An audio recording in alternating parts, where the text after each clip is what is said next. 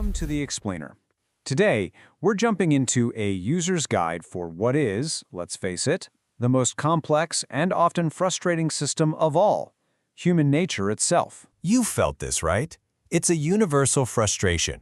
Why do we and the people in our lives act in ways that just seem self-destructive or hurtful? The answer isn't simple, but it's buried in these challenging, often hidden parts of our shared programming. By the end of this, you're going to have a whole new framework for navigating it. Okay, so let's dive in by looking straight at the bugs in our shared operating system. You know, those darker tendencies we all have but rarely want to admit are there. The famous psychoanalyst Carl Jung, he gave this a name. He called it the shadow. And here's the crucial thing. Pretending the shadow doesn't exist, that's the source of so many of our problems. Everything from anxiety and depression to our most destructive behaviors. Deep down, our first instinct is often about personal gain and getting ahead. Now, this isn't necessarily evil, it's just our programming. The real trouble starts when we try to disguise these motives, even from ourselves, pretending they're all altruistic when, really, they're not.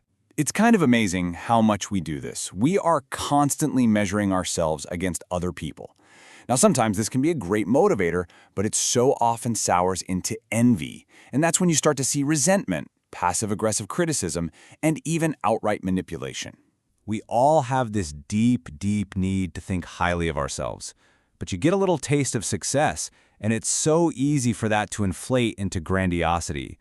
We start believing our own hype, and that's exactly the moment we make terrible decisions, driven by powerful emotions instead of clear-eyed reason. And here they are, the 10 core bugs in our code. Some are pretty obvious, like aggression and selfishness, but notice the more subtle ones, like rigidity, our resistance to new ideas, or conformity, that really intense pressure to just fit in, even when it goes against our better judgment. And the last one, shadow denial, is just denying these other things even exist in you.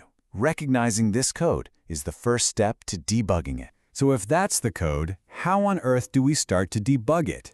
The answer might surprise you. It doesn't begin with trying to change other people, but with a really powerful mindset shift. Radical acceptance. This means you stop wasting all that energy wishing people were different. You stop being surprised by selfish or irrational behavior.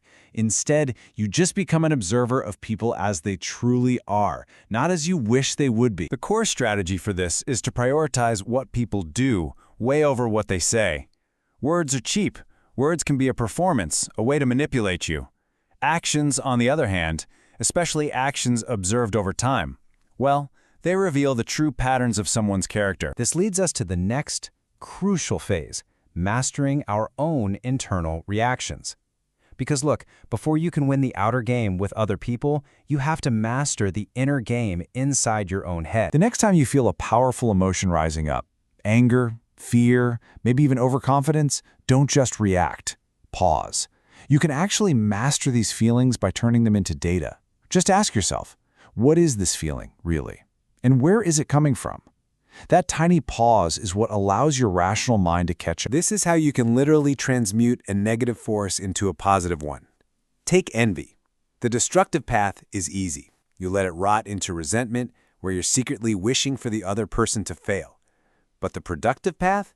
You use that feeling as a signal, a spur to drive your own improvement and to achieve your own kind of excellence. And what about that shadow we talked about? You don't destroy it, you integrate it. You acknowledge your own aggressive, selfish impulses.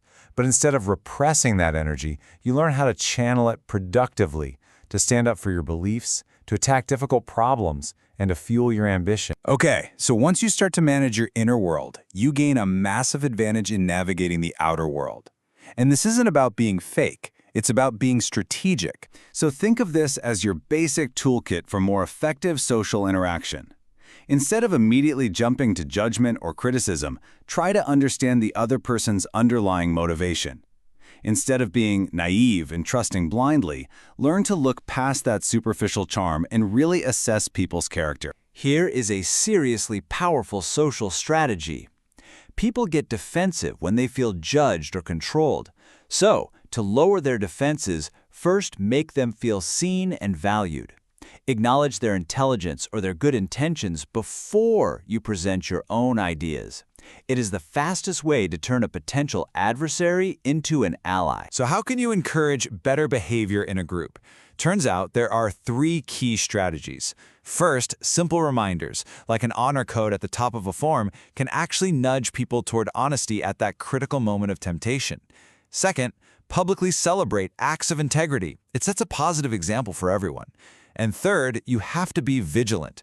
Don't let minor things slide because that just signals to everyone else that the rules don't really matter. So the ultimate takeaway here isn't to fear or despair over human nature, but to simply understand it.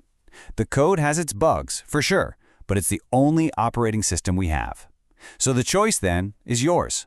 Will you be a victim of its flaws, or will you become a calm, strategic, and self-aware user?